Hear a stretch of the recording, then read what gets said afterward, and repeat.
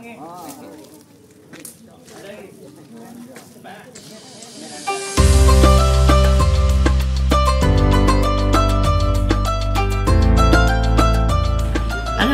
kita hari ini telah berjaya mengagihkan 100 ekor ayam segar kepada penduduk di sekitar kampung Belantik Luar. Jadi, terima kasih kepada para dermawan yang budiman yang telah bersama-sama Al-Khair menjayakan projek agihan di SIG Kedah ini.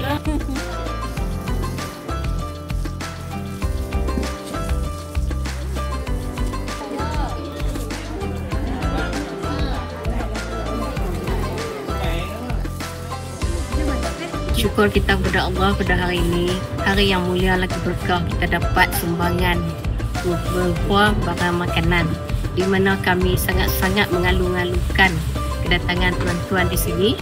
Sebab kami pun jarang-jarang dapat bantuan macam ni. Saya di kampung sana selalu NGO masuk, tapi bagi kami jaranglah nak dapat.